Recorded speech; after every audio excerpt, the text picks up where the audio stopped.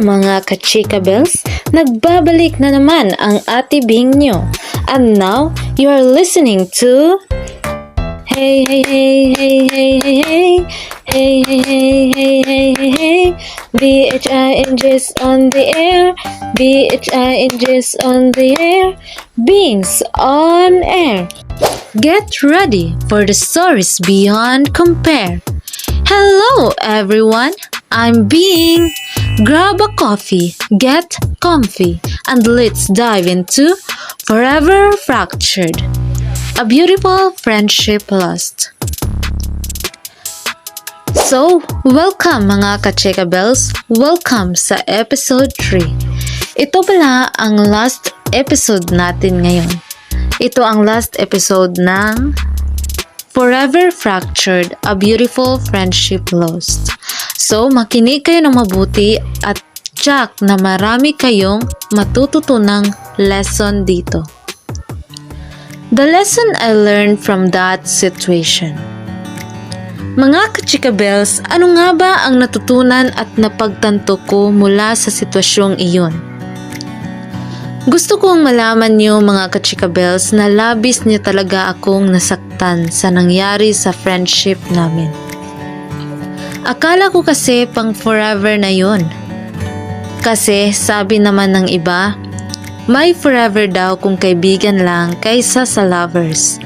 Pero wala naman pala tong pinagkaiba para sa akin. Naniniwala na talaga ako na wala talagang forever. Habang tumatagal, ay unti-unti nang nababawasan ang sakit na aking nararamdaman mula sa sitwasyong iyon. At unti-unti ko na ring natanggap ang lahat ng pagbabago niya. Sa sitwasyong iyon ay marami akong napagtanto at natutunan. Ang sitwasyon mang iyon ang nagparanas sa akin ng una at labis na sakit sa aking puso ay nagpapasalamat pa rin ako. Hindi na rin ako galit sa taong iyon, sa boy best friend ko. Napagtanto ko nga na hindi dapat ako magalit sa kanya, bagkus dapat ay pasalamatan ko siya. Pasalamatan? Bakit? Siguro nagtataka kayo at naguguluhan kayo mga kachika bells. Bakit nga ba kailangan kong pasalamatan ang taong labis na sinaktan ako at nag-iwan sa akin ng malalim na sugat? Mga kachika bells, dapat nating pasalamatan ang mga taong minsan nang naging parte sa buhay natin. Kahit sa mga taong sinasaktan tayo o sa mga taong nagparanas sa atin ng sakit. Kung hindi kasi dahil sa kanila, ay hindi rin tayo ganito ngayon. Kung baga, they are the one who shaped us. Isa sila sa mga dahilan kung ano at sino tayo ngayon. May mga tao lang kasing dumadating sa buhay natin para magbigay ng another lesson sa atin o gawing instrument ng Panginoon para tayo ay mas maging malakas at matatag. Kaya't nagpapasalamat ako sa boy best friend ko. Kahit na nasaktan niya ako, dahil kung hindi dahil sa kanya, ay hindi ako magiging ako ngayon. Nang dahil sa sitwasyong iyon, ay naging matapang ako at nakaya kong bumangon at lagpasan ang pagsubok na iyon ng mag-isa. Siguro nga ay nagpapadala ang Panginoon ng mga taong gagawin niyang instrumento para ma-realize natin ang isang bagay at para iparanas sa atin ang mga bagay na hindi pa natin nararanasan.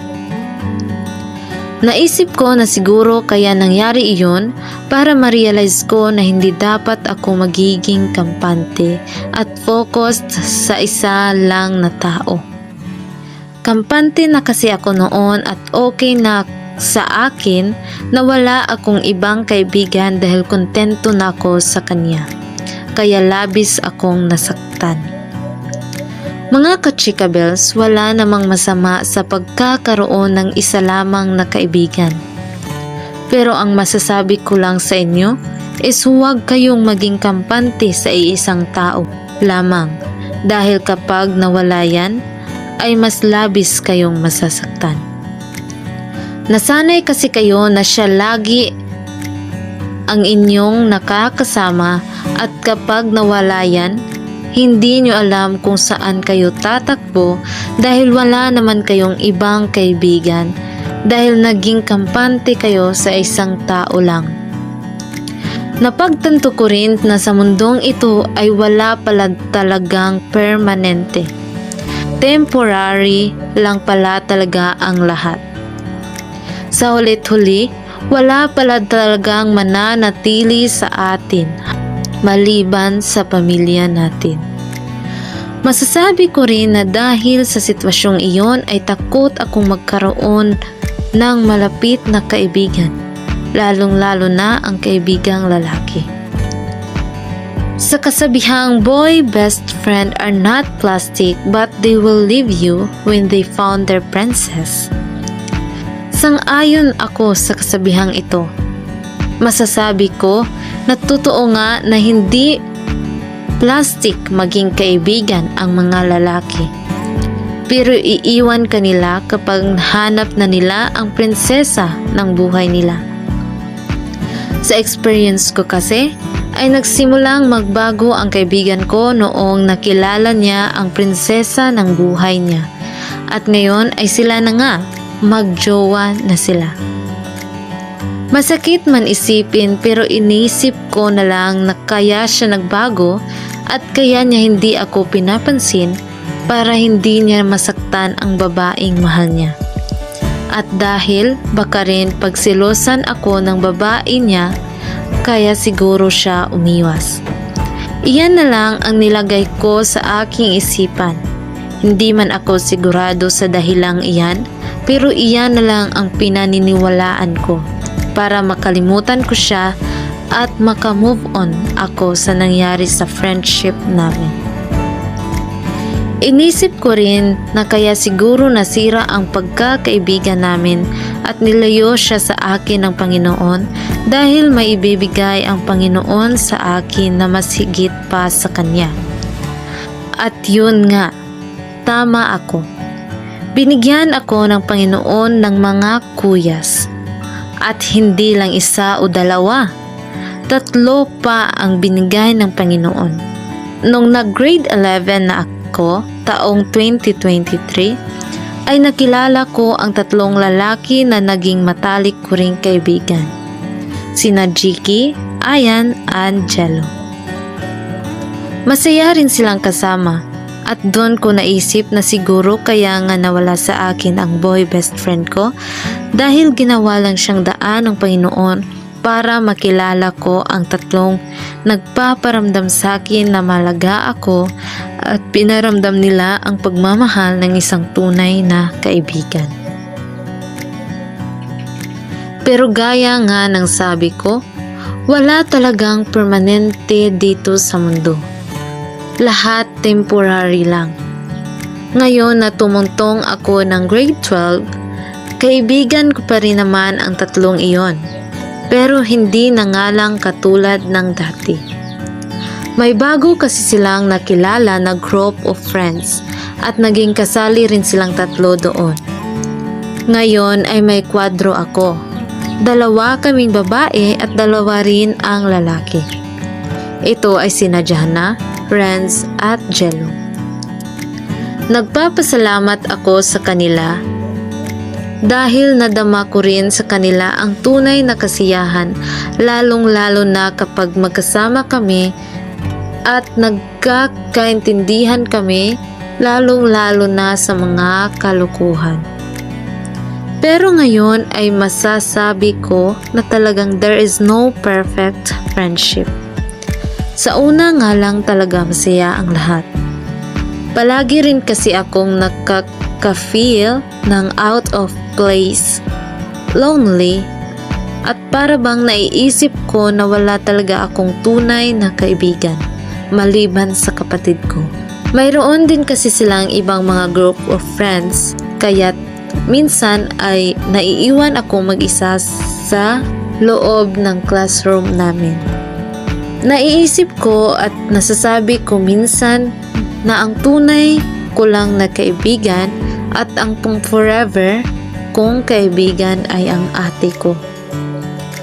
Mga ka-Chika Bells, bago ko tapusin ang episode na ito, ay may sasabihin ako sa inyo at sana itatak niyo ito sa inyong puso't isipan. Sa buhay natin ay wala talagang permanente. May mga taong darating at sa bandang huli ay mawawala rin.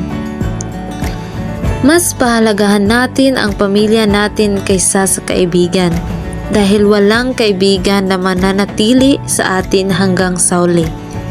Ang tanging mananatili lang sa atin hanggang sa huli nating hininga ay ang pamilya natin. Mas mahalin natin ang ating pamilya at mas pagtuunan natin sila ng pansin kaysa sa mga kaibigan natin. Dahil ang tunay lang natin na kaibigan ay ang pamilya natin. So, iyon mga ka-Chika Bells. At dito nagtatapos ang Forever Fractured, A Beautiful Friendship Lost.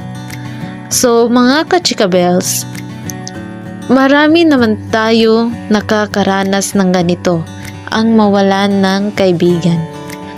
Palaging nakaka-feel ng lonely, pero dapat lang natin isipin na kailanman ay hindi tayo nag-iisa dahil nandito parati ang pamilya natin sa ating tabi. Huwag niyong i-big deal na mawalan ng kaibigan dahil talaga namang walang permanente dito sa mundo. Lahat nga lang ay temporary. Temporary happiness, temporary love, and especially temporary friendships. Masasabi ko na wala talagang friendship na pang forever dahil kapag nagkakalayo na kayo ay parang nag-iiba at nagbabago ang ihip ng hangin. Pero mga ka-Chika Bells, hindi naman lahat ng kaibigan ay nagbabago. Meron talagang iba na totoo. Nasa atin na yun kung paano natin kilalanin ang isang tao kung siya ba ay tunay na kaibigan.